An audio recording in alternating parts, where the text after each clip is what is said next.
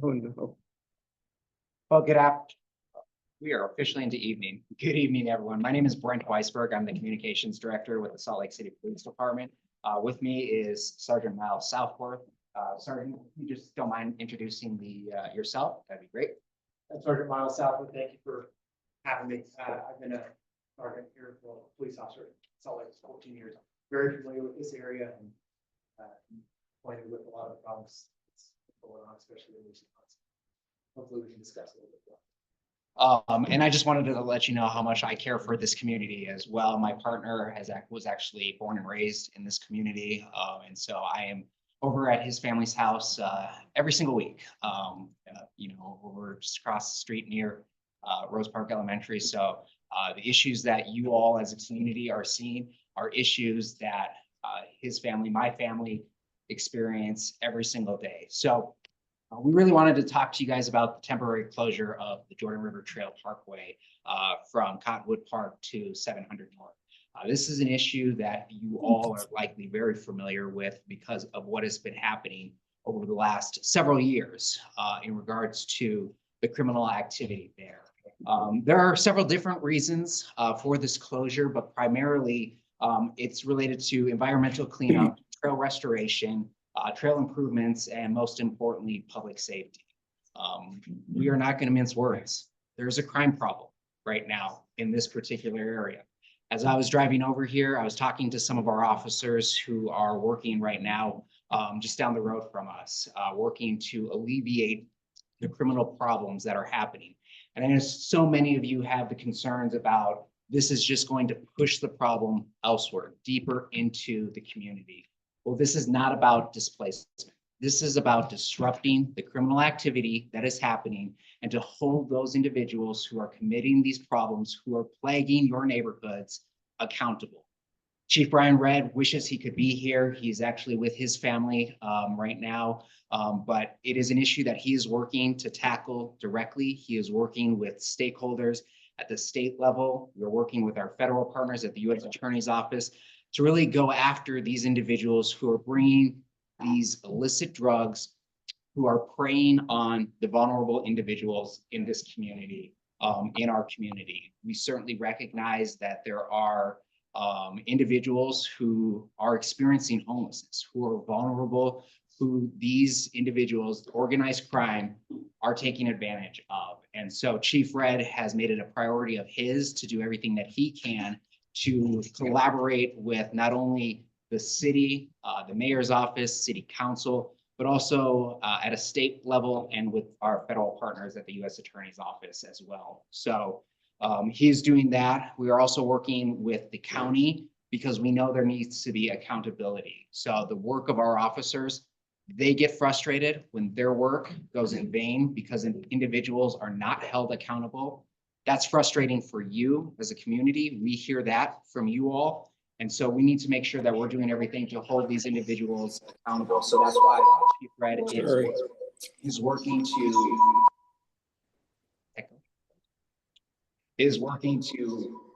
Sorry, let me shut that off. That's why Chief Redd is working to make sure that he can do everything he can to work with Sheriff Rivera to get additional jail beds so that when we take these individuals to jail, they are being held accountable. Likewise, we also recognize that there is a social need to this problem. And that's why our social workers are out also working to provide help to those who want that help. And if those individuals are not going to be taking help and they're going to be committing crime, they are going to be held accountable to the best of our ability. That's why we're going to work with the District Attorney's Office and the U.S. Attorney's Office. So going back to the trail closure, again, this is a temporary closure. We expect it to be lasting several months. These are complex issues that we have to address, both from the public safety side, but also for the environmental cleanup and the trail improvements. So it is possible that the trail closure could last through the end of summer.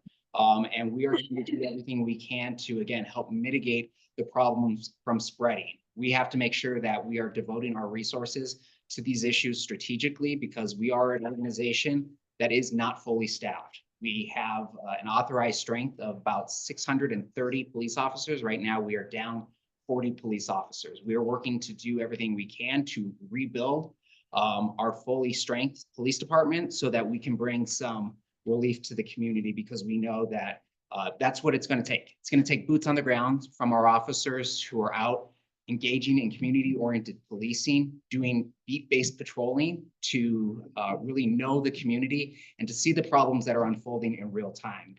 So we do expect that closure to be for several months, lasting potentially through the end of summer.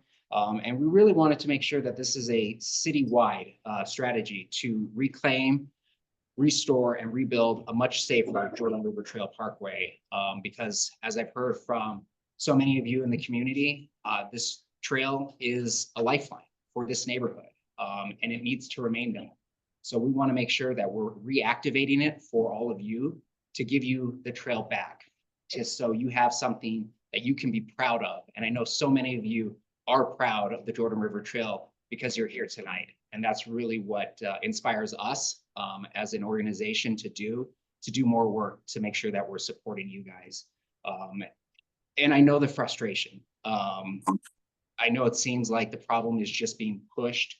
Our officers are going to follow these issues. They're here tonight, working the trail just below, behind us, and they will continue to do that.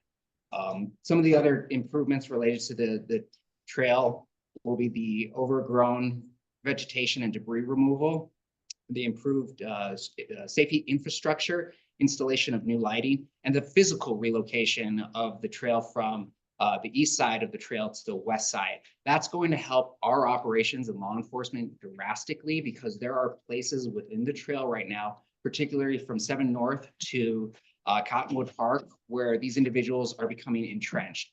I use the Jordan River Trail. I've gone running and I've seen it firsthand.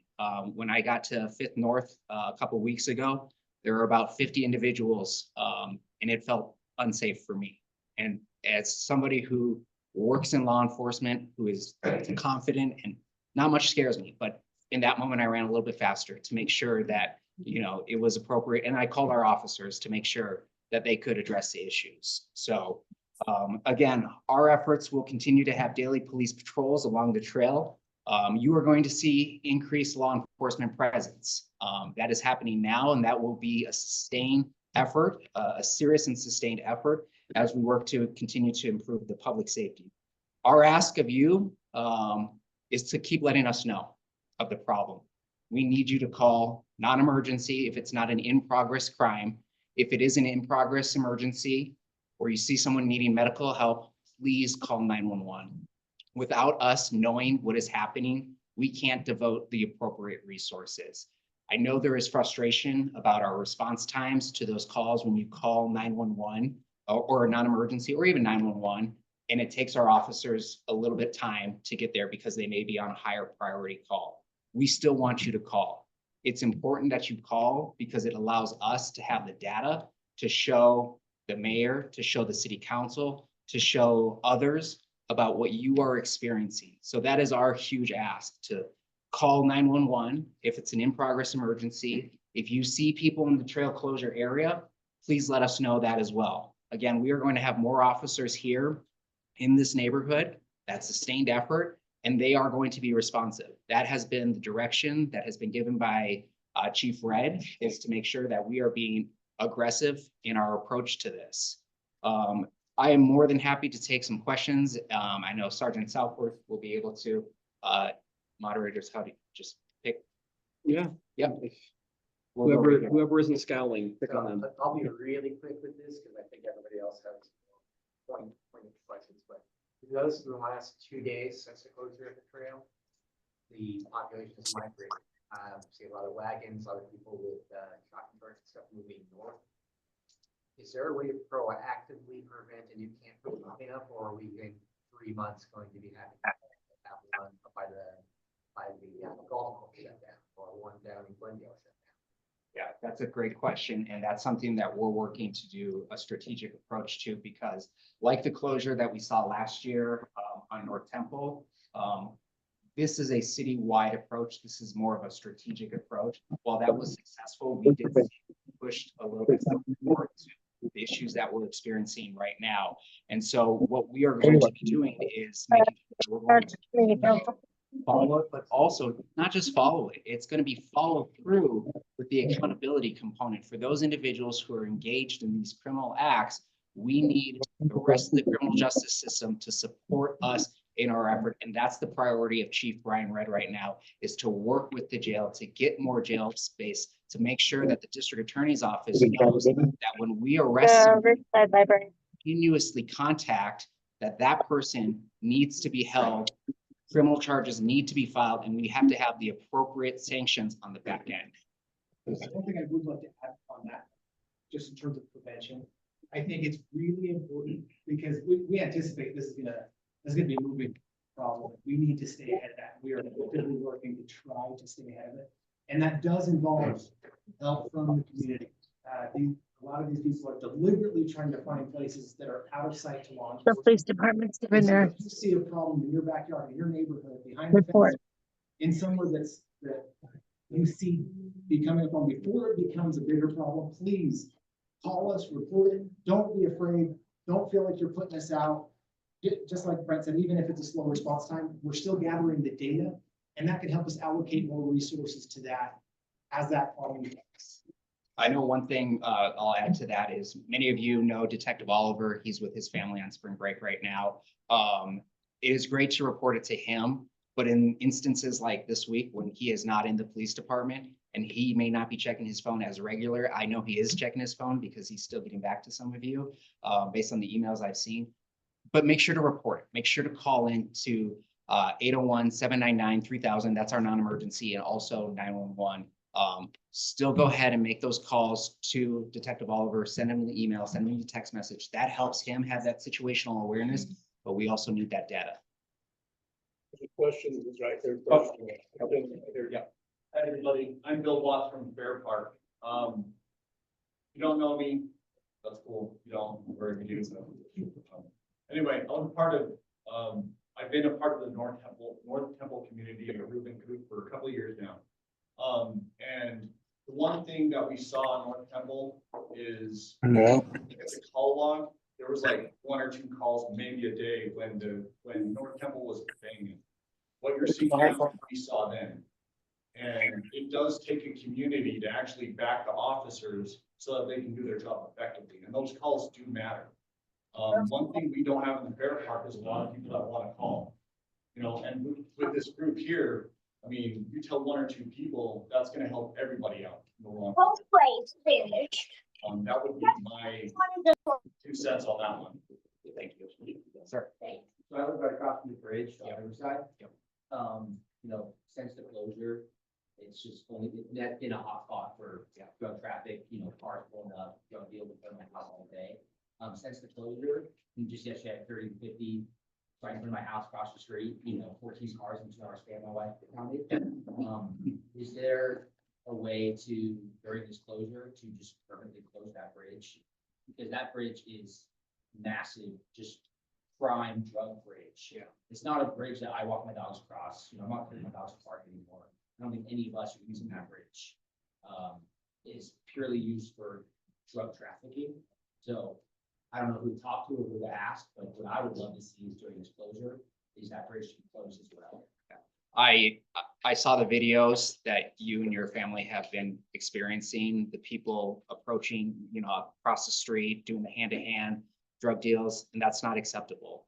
And that's what we want to eradicate. Let me check. I'll check in with the appropriate people about that That bridge. happens on the UTA buses Yeah. Yeah.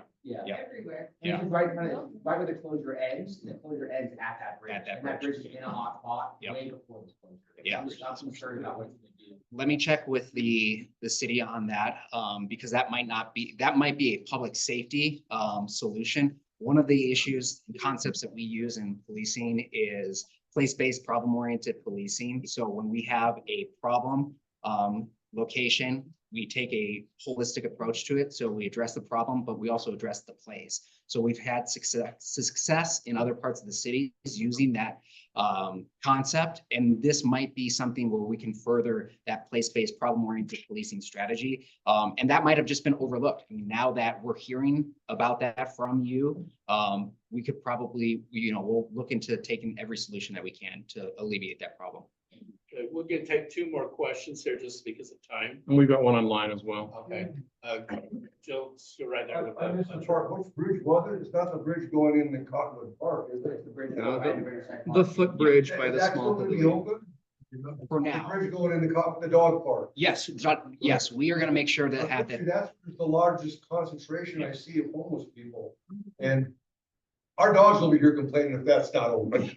But anyway, yeah, and that's the big, that parking lot there, I mean, where you park to go to the dog park is just a constant hassle. Yeah. I mean, I actually called the police one time on it, but there was a white car in there. And I darn well know the guy was dealing to people. He was walking around to different people in there, and he came down the street, and I tried to find the address. He's living in on North Campbell.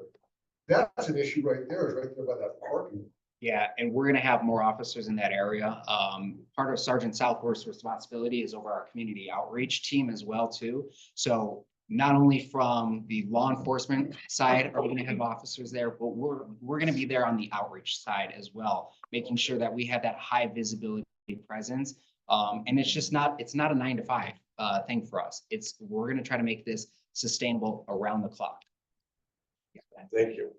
So we'll take one more question, and they got one online, so go ahead, sir. Greg first. With Detective Oliver, I've been We'll sharing take information with dealers pull up in front of the house, so they will write down license plates, good photo if I can. Is there anybody else like with you guys that you can share that with? So Detective Oliver is going to be the greatest point of contact Okay. because he can get that to the specialty squads, our special investigations unit, which does those long-term drug investigation. We also have our violent criminal apprehension team, which is also assisting on this. So this is an all hands on deck approach for the police department. So that intel, critical. So make sure to keep getting that to Detective Oliver. And then really quick too, Yeah. because my house is adjacent to closed section between like Third North and Fifth North, and last night, did you see two, or I saw one? But if they breach that and are back there, I saw one, maybe two last night. Should we call you or do we call somebody else? So if you see active, like they've actually broken the fence Yeah, or they're in they're that, on my if they're in that closure area, Couple, but go ahead and call 911. So. it's just the non-emergency even, and just let you guys know that, hey, they breached the fence. Yep, somewhere exactly. and Yeah, I they're mean, back there, okay. yeah, again, and that's the most important thing is you guys all, you are the eyes and ears of our community. 630 officers sworn. We can't be everywhere, but you guys are our force multipliers. So that's why we need those calls. Okay, we have one question online. We have this gentleman that was called on as well. Yes, if let's get to him. Thank you. Thank you for your service. You talk about increased frequency between 7th North and here, correct? Is that a daily? A daily increase? Is that going to be a daily increase Oh, yes, or hourly? absolutely, Are we absolutely. looking into the evening hours? Correct. Evening My, as my well. concern is Yep. Little League Baseball starting. Yep. They've taken over the pavilion Yep. and the dugouts. Yep. The big day for me is April 12th, which is opening day for Little League Baseball here. Okay. That's a huge event with approximately 500 to 1,000 people annually. Our local Lions Club is set to do an annual breakfast fundraiser for these folks. We're going to be there at 5:30 in the morning. I can see us walking in there and having issues with the homeless being in the pavilion, in the dugouts when we're trying to get set up for opening day What ceremonies. was that date again? April 12th. But to that point, yes, we have already had officers, so there were officers there Friday and Saturday for the softball games, recognizing that that was the concern from community members. I will again make sure that Detective Oliver knows that we are getting this information to Commander Clough, and that he is making sure that our watch commander, who has overall supervision of the day-to-day, hourly operations within the police department, know exactly what's going on, and that's critical as well. She's coming to opening day. Oh, perfect. They've all accepted that information. My child plays on the teams. Awesome.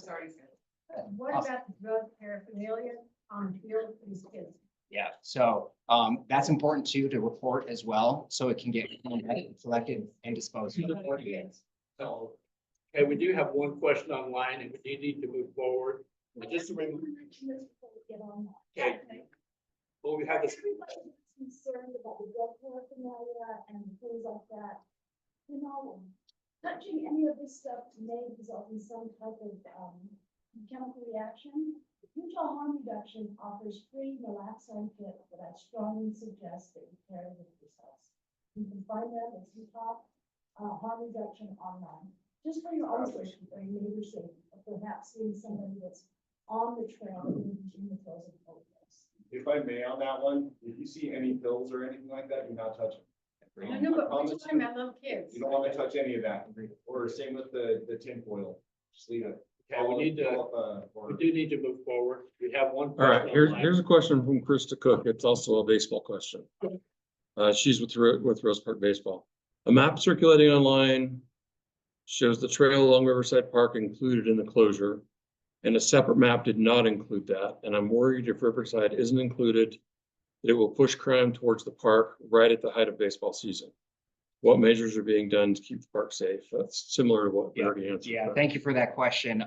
Again, our officers are gonna have that increased presence. And again, we'll make sure that we know about these events too. We'll work with the council member, and council staff to make sure that we know those important dates, when there is gonna be greater presence, in the community for these special events. Not even special, but routine daily livable events, for this community. I do want to emphasize real quick, the city does have a website dedicated to this project, and it has the official maps up now. It is, well, I guess you don't even need the www, shows how old I am.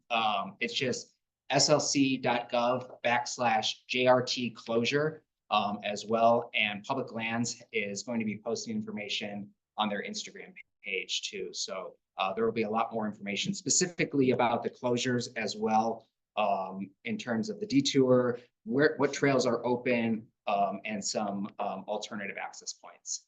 Okay. So I do want to remind you that we do need to move forward, that we will have the mayor here and Chief Red will be here in May. So some of these questions, you know, we can make sure we're addressing those as we move forward.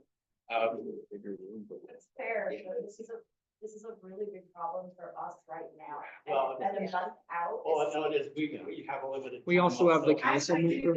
Council time if they want to take council time.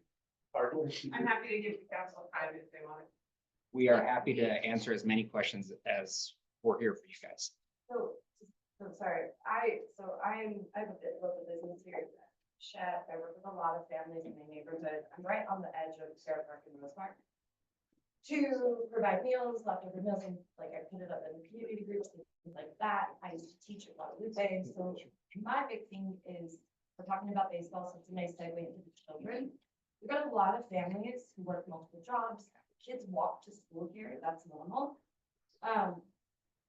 Summer's coming, they're gonna be playing unsupervised with their older siblings, so besides baseball, like what is the plan coming into summer and wrapping up the school year for these children to make sure that they're not being, like, they're gonna get exposed, but these people are doing high level drugs and then crazy, and now they have access to these kids.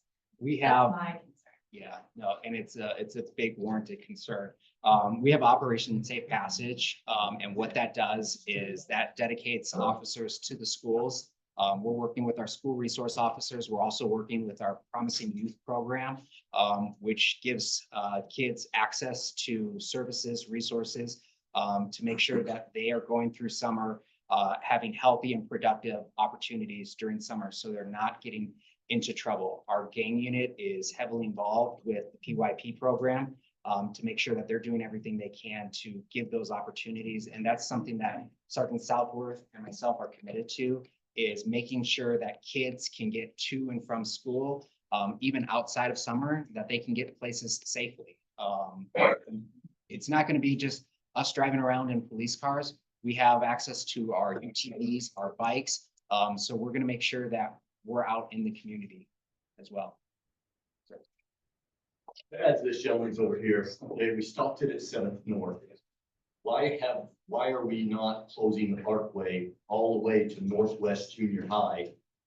I mean, the bottom line is, nobody can use the Parkway. It's totally illegal, so let's close it and get control of it.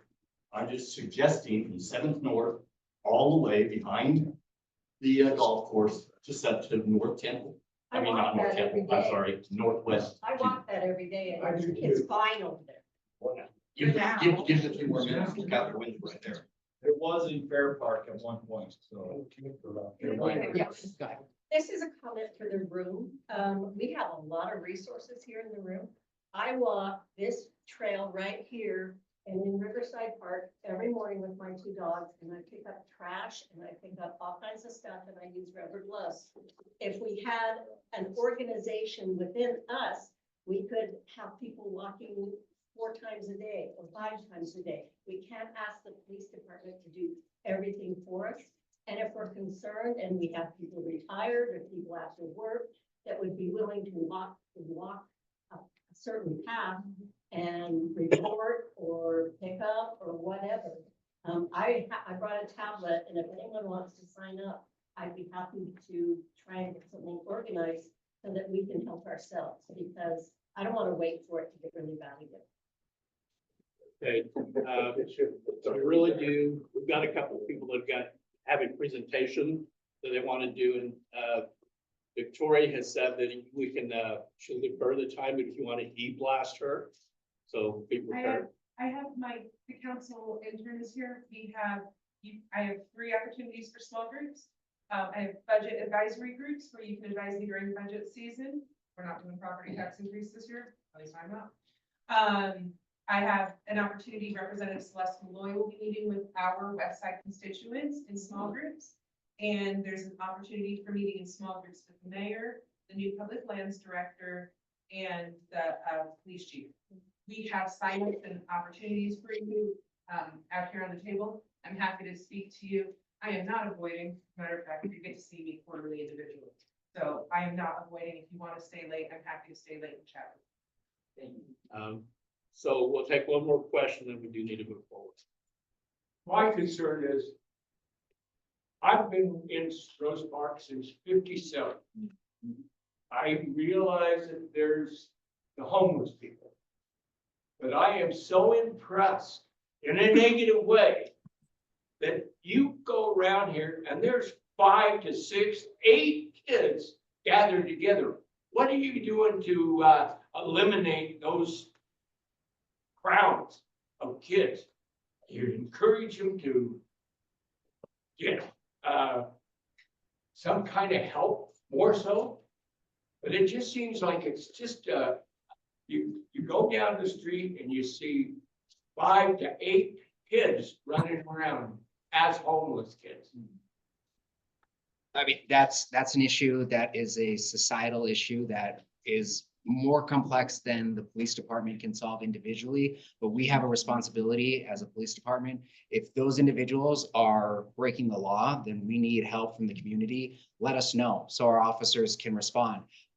And if there are ways that we can interact with those kids before they become a problem, maybe by getting our social workers out into the community, our new behavioral health services director, she is taking a very proactive approach with our social workers to get them out into the community to help those individuals who need the help, who want the help, to make better opportunities in their life. By eliminating it, I can see where the drug people would be have a harder time doing their business and maybe move on and get the heck out of here. So anyway, we appreciate a lot of comments. I know this is very, very passionate concern that we all have. And like I said, we will have the mayor and chief Brett will be here in our May meeting, so we can kind of see what's happened from now and to then. So it'll give us a little chance to gauge and that. So come prepared with some questions, and we'll have a format that we can. We'll try to answer some of those as well. Be able to present those in a great manner. So appreciate you guys for all you do. Thank you. Thank you all. Longer than a 15-minute session with the mayor? The whole meeting. The whole meeting is dedicated to the mayor and Just chief check, red. because this should be a whole evening right here with these officers. Well, I know, but we also have a lot of other stuff. I understand, nevertheless, I'm really sorry. it would be nice to have the police. They closed the force- trail 2 weeks ago. We planned this meeting a month and a half ago. Best action we can take is to continue to call the non-emergency number, and that's what, 801-799-3000, is that right? So we'll be sure to just blast that, but everyone needs to start calling and really just, that's gonna impact the issues, just sustained calling on that number anytime you see activity. But the dispatchers there, some of them are really good and others, they need more training. Yeah. Because I have at least probably 50 phone Yeah. calls and I scratch my head at some of them. I have to say my name 3 times, my phone number twice. I'm like, what's going on here? Dispatch. Yeah, we've heard and we'll communicate with the SLC 911, separate division from the police department. We obviously work hand in hand with them, but we know that starts how you experience the city services. And we need to make sure that when you're calling 911, non-emergency, that you're getting met with adequate responses. There's also the SLC app. Yep, exactly. for reporting. Yep, my SLC app. So anyway, appreciate it. We do need to move forward. So we're gonna turn some time to Josh. Thank you, guys. Thank you.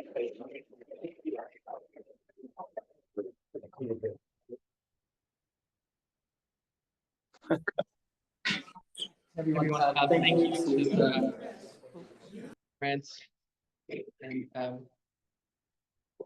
another detective for being here. I just had a few updates. So my name is Joshua Boy. I'm the community liaison in the mayor's office. As mentioned, the mayor will be here next month at the May meeting along with Chief Red. I'm here to give an update on behalf of the administration about the closure. A lot of the information that I'm going to share tonight, you have already received through with the police department. So I'm not going to spend more time than necessary on those. And so we can move on and continue the meeting and then take whatever feedback and questions and takeaways we have from going forward. So I have a slideshow. We could get the Zoom meeting on here. Is the Zoom meeting showing? I'm gonna share on the Zoom this Okay. slideshow.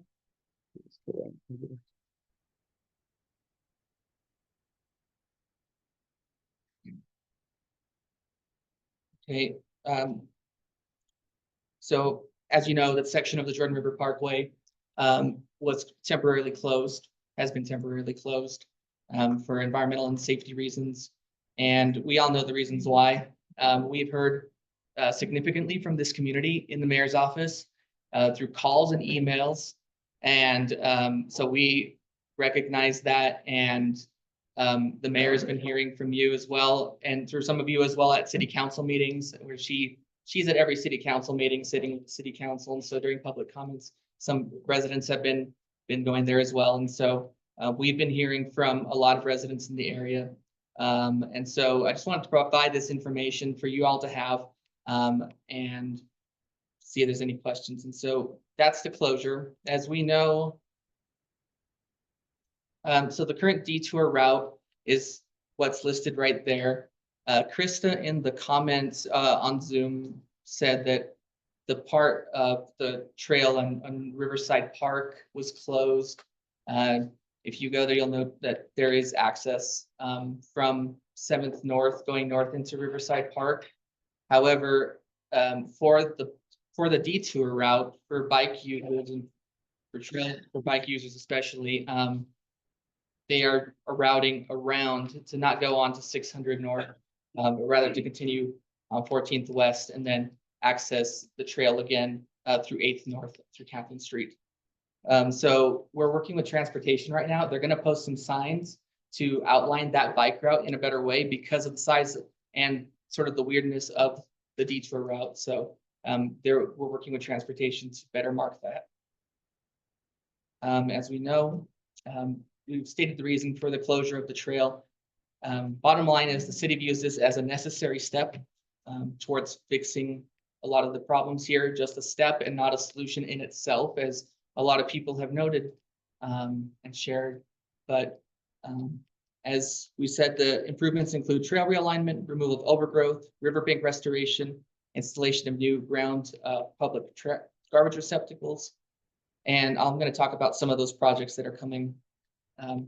So over the next several months, the Public Lands Department, Police Department, Mayor's Office, and teams in our departments will be working to do this work that you see listed here, to remove the overgrowth, to install those trash cans, to increase lighting and infrastructure, and to reroute the trail between Fifth North and Backman Elementary to improve visibility.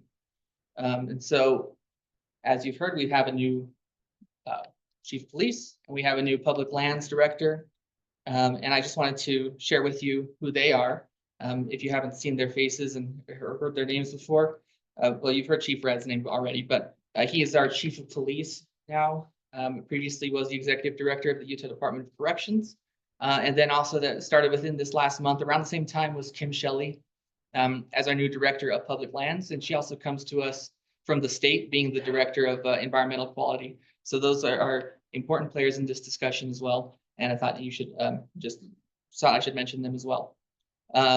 So between Fifth North and Backman and Seventh North is the Backman Open Space Project that will be conducted, adding safety improvements and enhancing the natural area there, creating an outdoor classroom for Backman Elementary students, and overall realigning the trail from the east, from the east side of the river to the west side, within that section.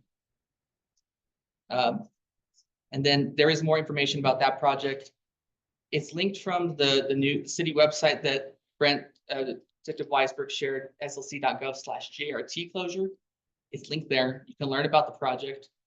We'll continue to share updates on that project as it moves along.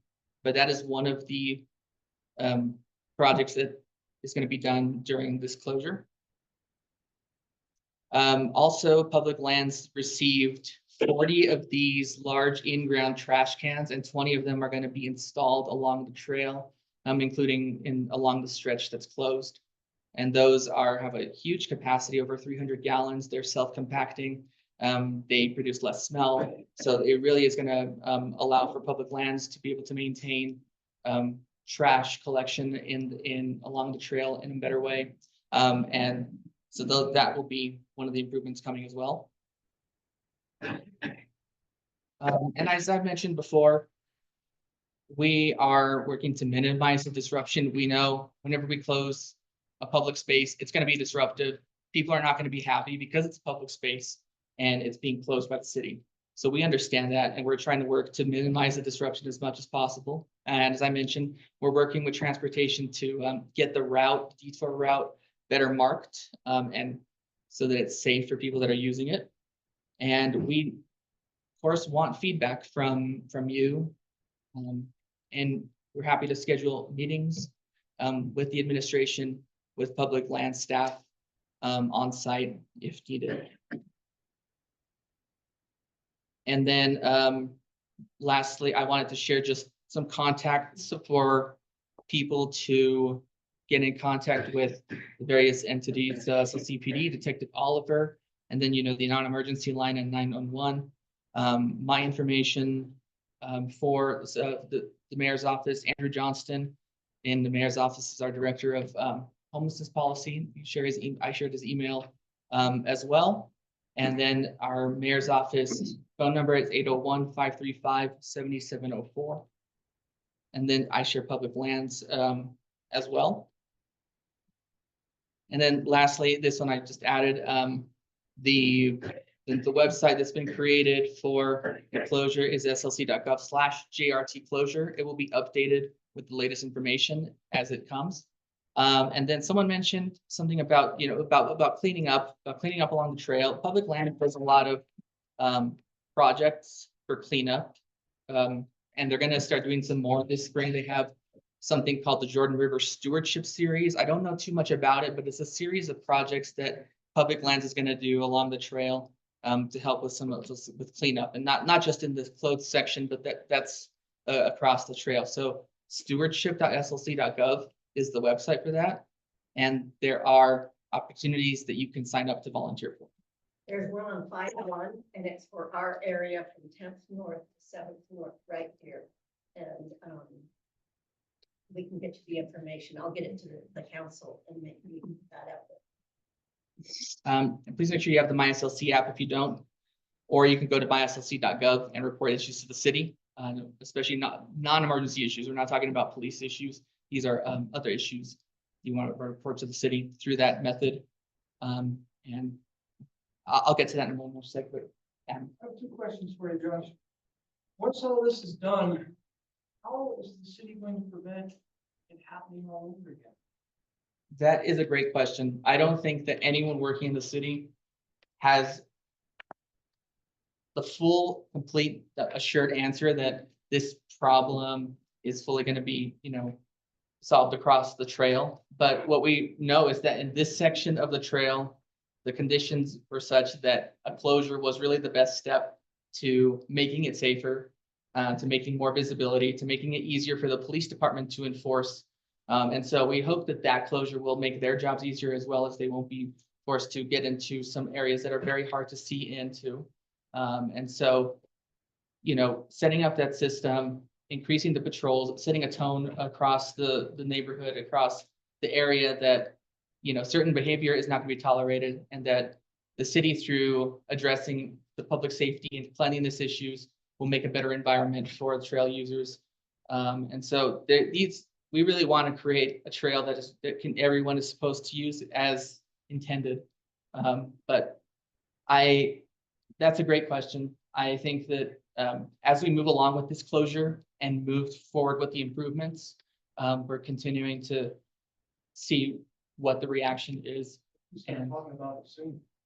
Yeah, no, well, it's an active situation is I guess what I'm getting at. Sure.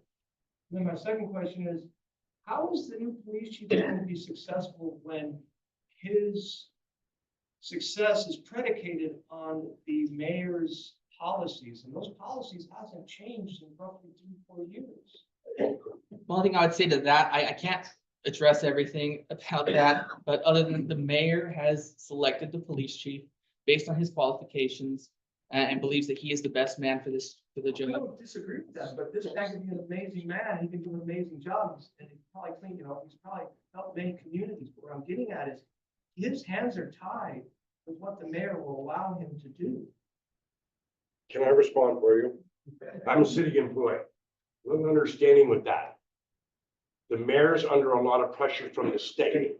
The state is tying some of her hand, which complicates it for everybody below that. Put pressure on. So that's a huge thing coming from the state right now. So bear with the city, because they're under pressure from not only the state, but from our communities. So they're getting pushback from everything, where a lot of times even the mayor's hands are tied. That happened on the 17th of January. Prior to that, it's the same, what Brown had the same issues. That's what I'm getting at. And there is a new public safety plan, and give it some time to become a policy that's simple. Well, pressure on the state officials too. That's my advice. It's They're not, bullying our yeah. mayor. it's They're like, bullying. our yeah, mayor. it's not, Correct. I mean, it's a statewide problem. Ann lives in St. George. She tells me they got homeless problems down there. You got homeless problems in Ogden. I got a buddy that. I don't it's a disagree with state. that. So, well, what I'm saying is, I'm not trying to argue with you, but it's not solely the mayor. The city only has so many resources. I don't think the city chief, You need to move forward on that. Do we have another question for I Josh? think we have a question for Josh. I have one more thing. It's not related, but I want to share this opportunity because it's out there for city residents. It's going to launch tomorrow. The city has been doing landscaping equipment exchange program for a few years now, where you can get an electric powered lawnmower or weed whacker outdoor equipment for your house. And so you can get up to $300 if you're recycling a piece of gas powered equipment and exchanging that for something electric. And so the applications for that open tomorrow at noon. And so slc.gov, sustainability/landscaping. And so I just want to share that and encourage people to take advantage of that program. Josh, we've got one question online as well. Yes. It has to do with Riverside Park. They want to know why the trail by Riverside Park isn't also being closed. So, Not the park itself, but just- right, the trail part is not being closed. Right. So my understanding on that is that the section between Fifth North and Seventh North is where the work is gonna be done.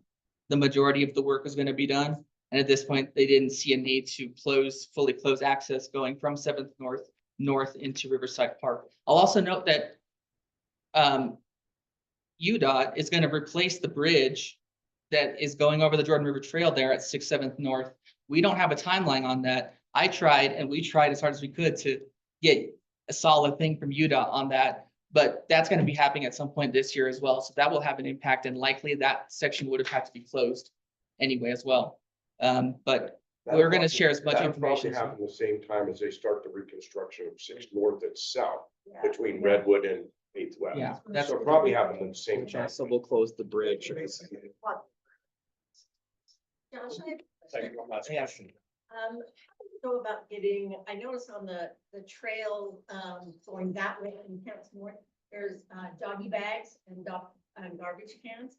How do we go about doing that in Riverside Park? Like 2 or 3 of them, because people are just not picking up, and it'd be nice to have some of those. I can just ask Public Lands if they can do that. If they're not already there, Yeah, there's none in Riverside Park. So there were, and then they got vandalized and destroyed. So we need more. okay, thank you. Thanks, Josh. I think that's all the time I have. Thank you all. Thank you, Thank you, Josh.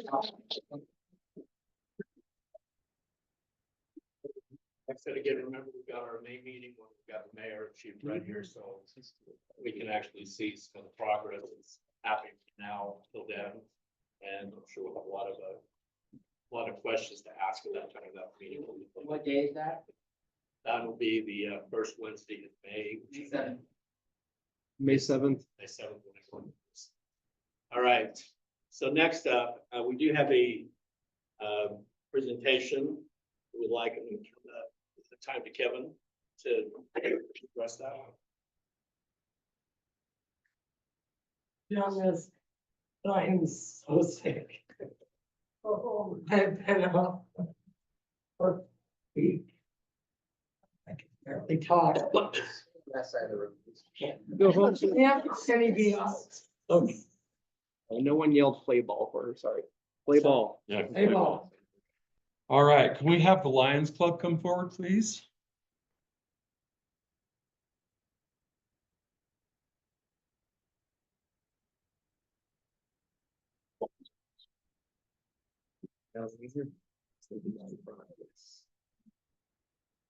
Make sure there's a cord that's running back here, make sure nobody trips. Or if we do trip, land on me. Don't hit the ground, don't hit the ground. I'm softer than the ground. All right, how many of you are familiar at all with the Rose Park Lions Club? They provide great service to our community. Let me just read this formal and then we'll let them talk for a minute if they want. So in April 1950, a group of men in the new Salt Lake City neighborhood of Rose Park formed the Rose Park Lions Club. The Lions motto is "We serve." 2 simple words that impact the lives and communities around them to make our lives better.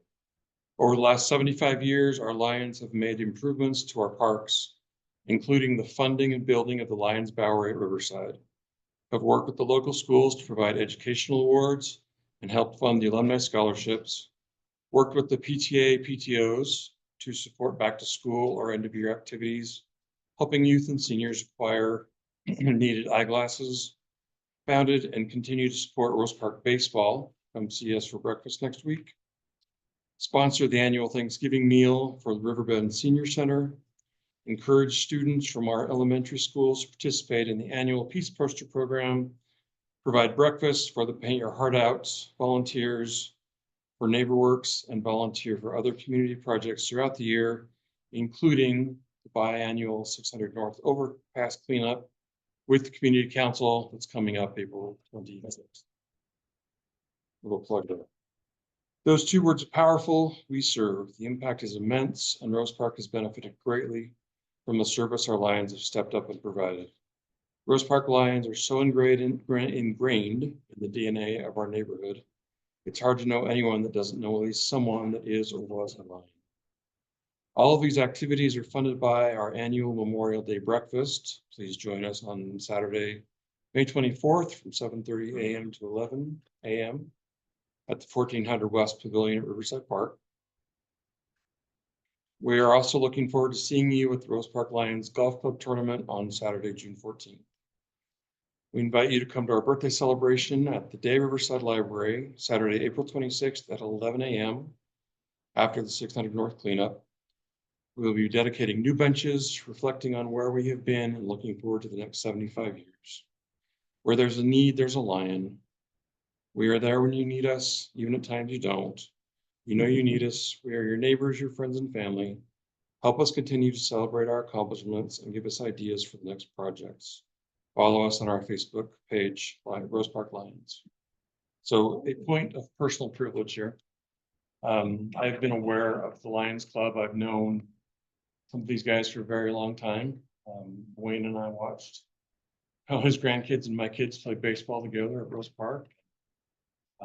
I've known the work that they do, and I finally decided it was time to join and went to their convention last year up in Ogden. Well, last year, and was just blown away by the service they provide as an international organization. And we, as a community council, wanted to just commemorate and thank them for all that they do. It's their 75th anniversary here in Rose Park. And as you can see from their vests, lions are into buttons and pins.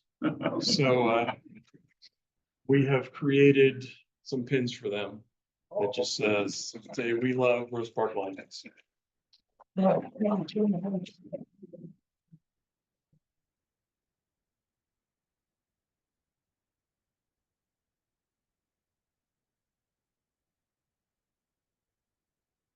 Yeah, I'm the president, but I'm gonna yield my time to one of the other veterans that's a Lions Club member, As Wayne. as a member of 32 years with the Lions Club, it's an honor to serve this community and respect this community and do what we can. And we're always looking for new members or people to volunteer with some of our projects. So I'm not sure we mentioned, we started a new project last year, which will be ongoing from this point on, where we serve an annual breakfast at the Salt Lake City Mission for the homeless. So yes, we have issues with the homeless, but we also have to show some dignity and respect for those people. So we started that last year and we'll continue. And it was a success. It was a success. If you had to come out, help volunteer with us, you'll be like, okay, we want to do it next weekend. But reality is that we can't do it every weekend. So we're doing it once a year as the Rose Park Lions Club. And I tell you, it's very beneficial. But come out anytime y'all can and support us. We'd love to help. Some of the faces that I see here today have come out and supported us financially or with your service. Anything else? Yeah, I'd like I'd like to, I've been a member of the Lions Club for 27 years. And some of the reasons why I have stayed with the Lions Club is the people that are involved in the Lions Club on a state level. There's a young man up in Ogden or up in Syracuse that has really helped get some things done in the state for our district. Our district is from the point of the mountain to the border of Idaho. And you would be very surprised how much has been done in the last 7 or 8 years with this young man leading us. I received a letter at one point indicating how much money the Lions Club has given the state of Utah, and it's over $130,000. And that's been in the last, I'd say, 20 years. What's your name, sir? Sam. I'm gonna say something. Just my name's Brad. Oh, we gotta go. and I served in Rose Park. 8 years ago, Wayne and Rick Williams came and talked to me or State Parson about some issues in the neighborhood. And there was really nothing we could do as a company, but, you know, Rick asked me to, as State Parson, do something. You know, if we have the big quarry over here, do something. So for 8 years, I've been serving in Rose Park, because I love Rose Park. I don't live here. I have a quarry here that affects you guys. So this is where I serve all my time, and it's a pleasure, and an honor to be here.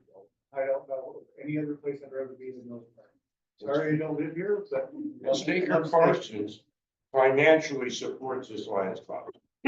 Don't call it a sponsorship, they're partners in service. So they help us financially big time. That's not why we're here, just because you guys. And also, please note, you do not have to be a man to be a lion. We do have female members as well. Behind every great male lion is a better woman. Thank you all for Thank you. supporting Lions Club.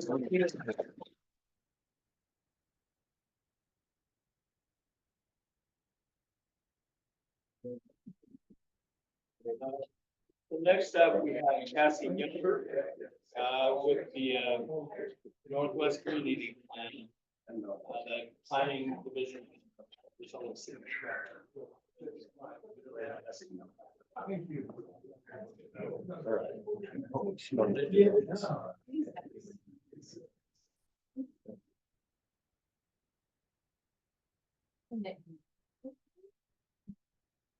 Okay. All right. Hi, everyone. My name is Cassie Younger. I'm a senior planner with the Salt Lake City Planning Division. Here to talk to you tonight about the Northwest Community Plan update. So you may have heard of a plan update. Sometimes they're called the general plan, a master plan, or a small area plan. We have a few of those. And so that is just a document that is the guiding vision for the area. That's going to dictate our land use policies and our growth over the next 10 to 20 years. Can everyone hear me okay? Okay. So if you'll just click a few times. So the general plan establishes a vision for the future, guides land use and zoning decisions, and addresses housing needs, promotes areas of economic development, improves transportation and mobility, preserves natural and cultural resources. So the last time the Northwest Community Plan was adopted was 1992. So over 30 years ago. So it's way overdue for a plan update. Just click a few times. So here are some images from the currently adopted plan. Obviously very out of date. That was the bus. One more time.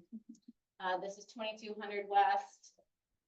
So it's definitely in need of an update. Not even tracks existed at the time of this plan. So this community has changed a lot and will continue to change.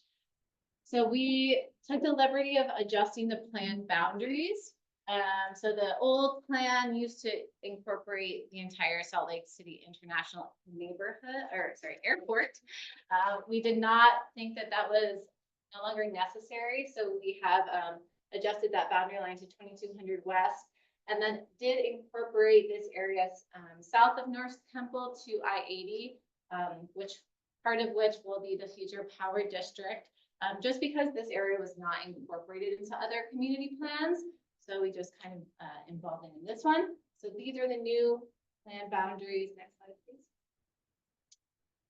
So you can see that Rose Park is a very prominent feature of this Northwest area plan, and does include parts of Fair Park, Poplar Grove, Jordan Meadows, and West Point. But we do want to hear a lot of Rose Park voices heard back from this plan, since you guys are the majority of the neighborhood. And I will just say that this plan is very exciting for me to work on, because I am a Rose Park resident as well. So I share and understand a lot of the concerns that we've heard so far. And it's just exciting to work on this plan moving forward, being a part of this community. So we do expect the Northwest area to grow. these lines don't look super dramatic. These are just census projections of households, jobs, and population. But we know that Utah as a whole is growing, Salt Lake is growing.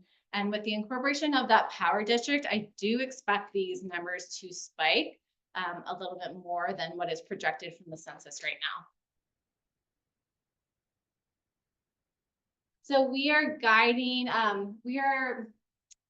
formatting our Northwest Plan update off of the citywide plan, which is called Plan Salt Lake. And so it will be divided into these sections and these guiding principles. And so each chapter of the Northwest Plan will talk about these issues: neighborhoods, air quality, environment, arts and culture, all of that. So these are the topics that we will cover in the plan. And we are in just the engagement stage of this plan update. So we just started, we've had 2 community meetings so far. Some of you were there, so thank you for coming. And we hope to adopt a plan by the end of the year. So we do have a lot of work ahead of us, but right now, what we really need from you is your feedback. And that includes surveys, writing us your visions, dreams about land use, growth and development over the next 10 years.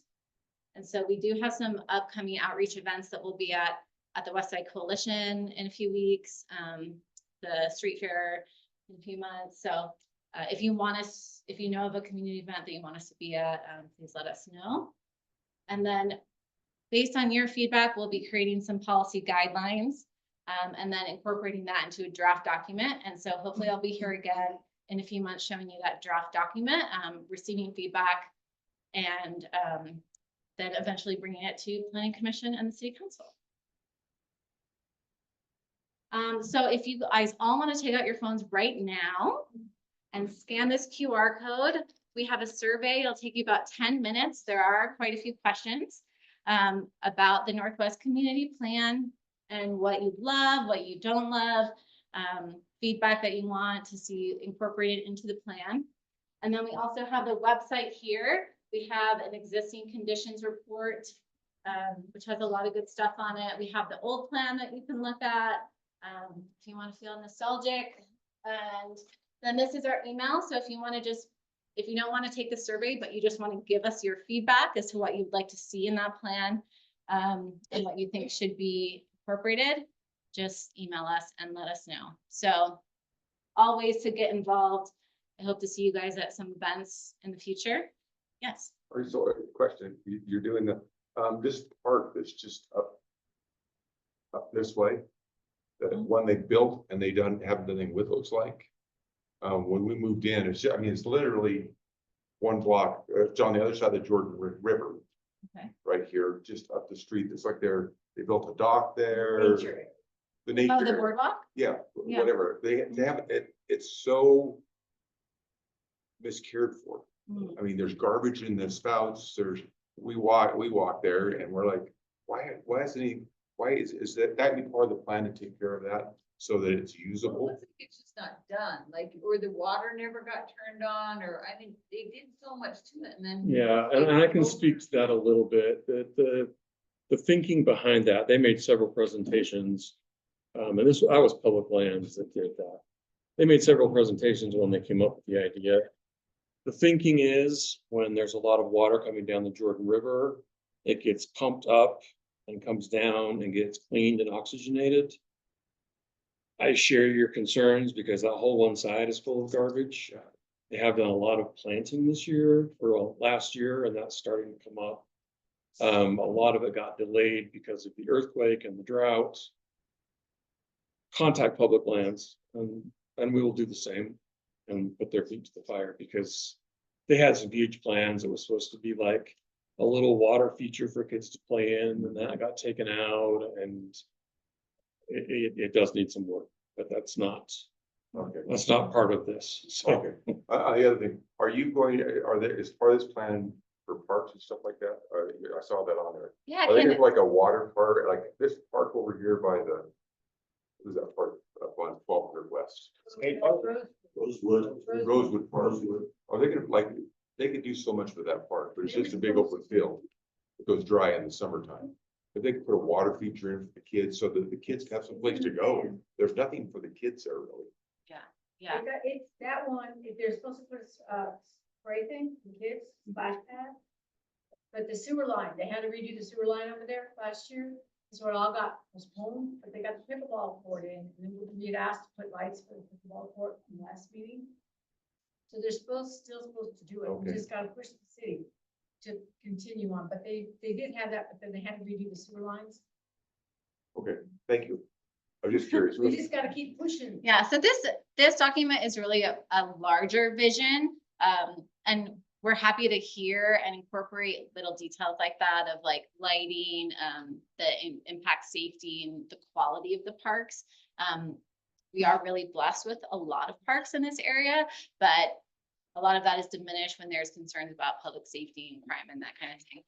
So the document is really like a guiding vision of growth for the next 10 years. So where are these where do we want more parks? Where do we want to just improve the quality of the parks, like you're mentioning, that kind of thing, and other opportunities for green space development, that kind of thing. Yes. On the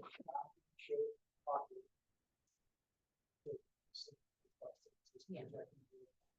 I was curious, on North Temple. Kind of totally figured by the fairgrounds, there's been a lot of apartment structure going in, so that brought in like a considerable amount of population, just kind of shaped like a hockey stick, I didn't see that represented on the graph.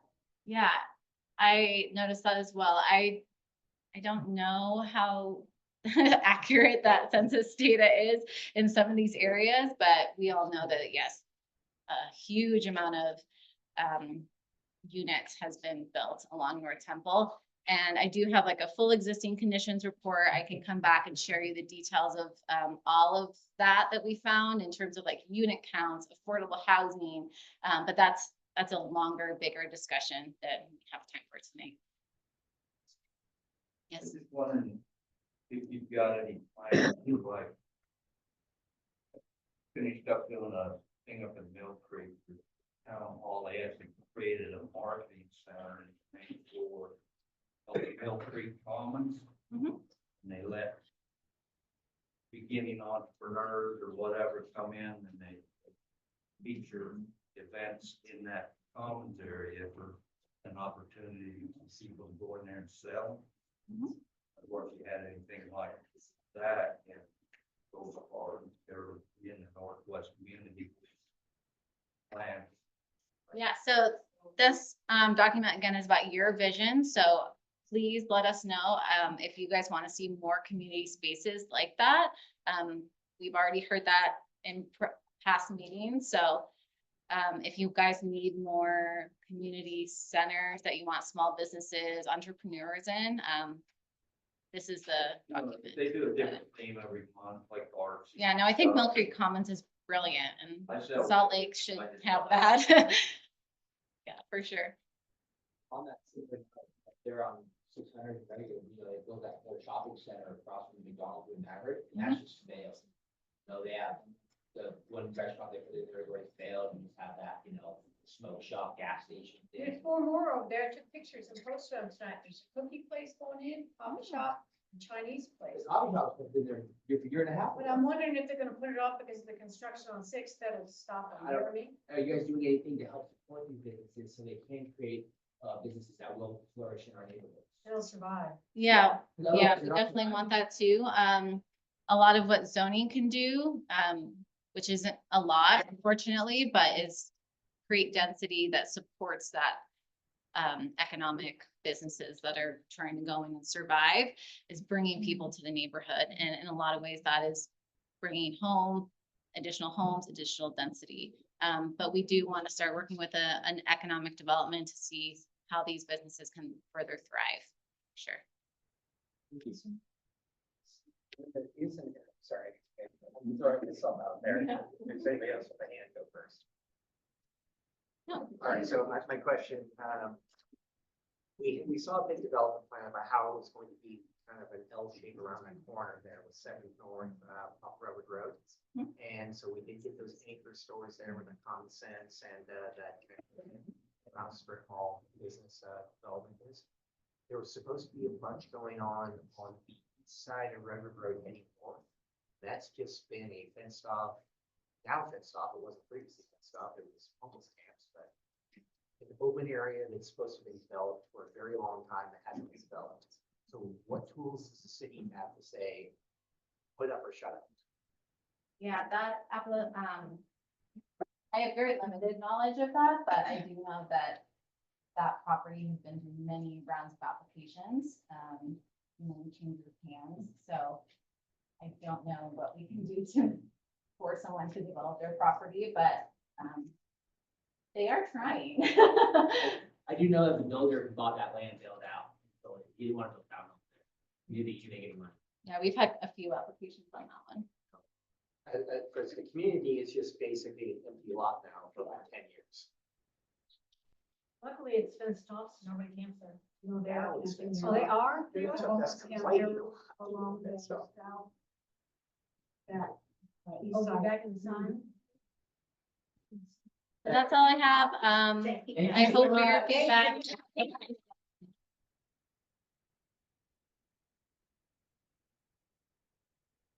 Appreciate everything. And the one thing that I can say about our community is we are engaged, we are passionate, and that's the one thing that really is interesting about this community. And I'd like to thank Margaret. She's got some of you got this handout that she's put in with some contact information, so. I said, write to your council person, no, everyone on the list, make one email and CC every single email on that list. And that gets it in the public record. And the more people you can get to do that, individual people, the more we can get our voices heard, because it has to be multiple people. One person speaking up isn't gonna do it. We have to get multiple people. We hit everybody on this council and everybody, and it gets our voices heard. This is what they do on the east side, and this is how they get things done, because they have a whole network to get everybody banned. And they email them, and more people that make a response for services, a pothole, they'll have 20 people, bam, hit that thing. And they'll get it fixed the next day because the city says, oh, it gets moved up on the list as important. We have to do that over here to get listened to. On social media, there's no good. God, so if anybody wants one of these, it gives the addresses. And we've also got contact information for city officials here.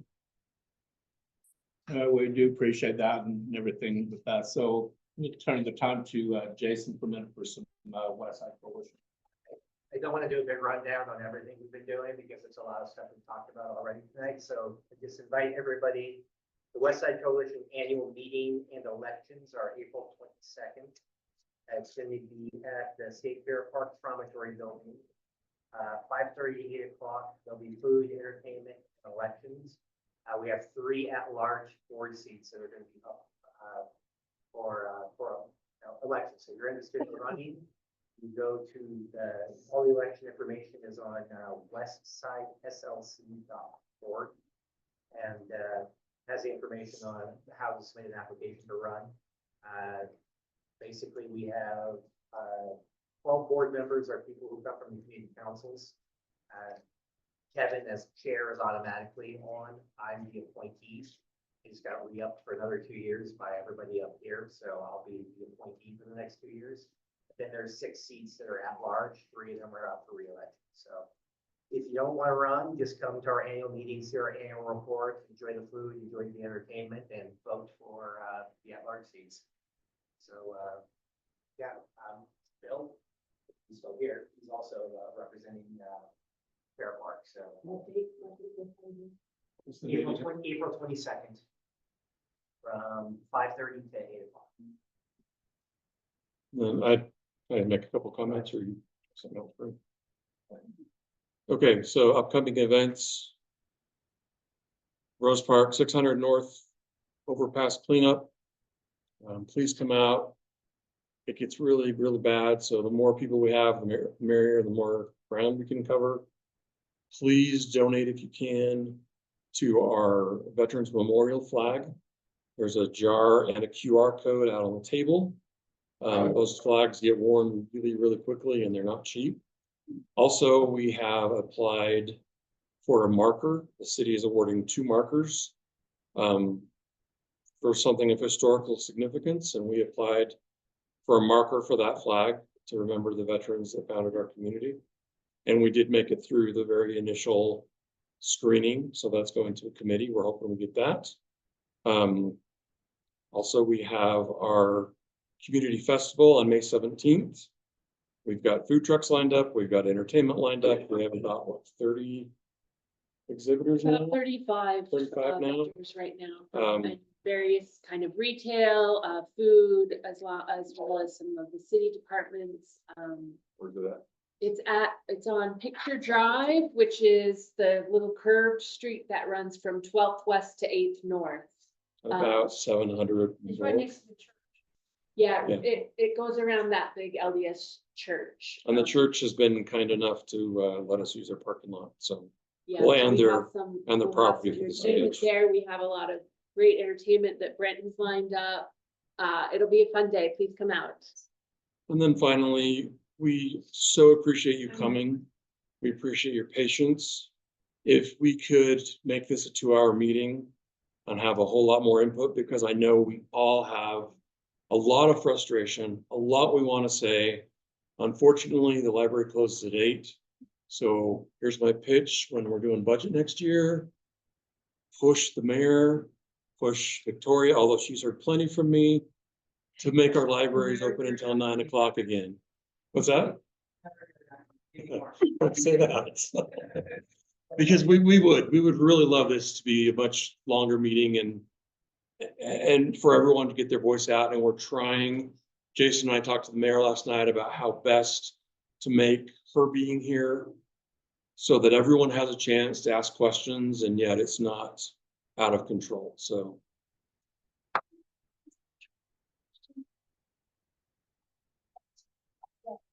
Talking about, you know how we have the water, the pricing on the water, like the charging, and it's only done in the summer. Now they're proposing to do it year round. The rate study isn't complete. I can gather more information for you. I haven't looked at it recently where we are. I know there is no rate stabilization fee this year, which was glorious to have that. And I know that our sewer should be going down. But I can look at the tiering and see what they're talking about. I think, so they wanted, it's my understanding that the tiering is only done during the summer months, but now they're talking about, so all these removals are great. Okay. But now they're wanting to do the tiering. And I don't know how they would do that because the tiering was based on a comparison. Your winter usage was your base. And then if you were the kind of person who overwatered the grass in the summer, then you were gonna get asked to pay a higher fee. It was supposed to be a conservation thing. So I don't know. I haven't heard anything about this. I have to ask questions, but I can ask questions and get back to you. Okay, please. Yes. But the stabilization. Well, thank you all for coming and stuff. I'm just not trying to get the chairs put away. The library is gonna be thrilled. Before they throw us out. Well, if we get everybody out. There's no way around it.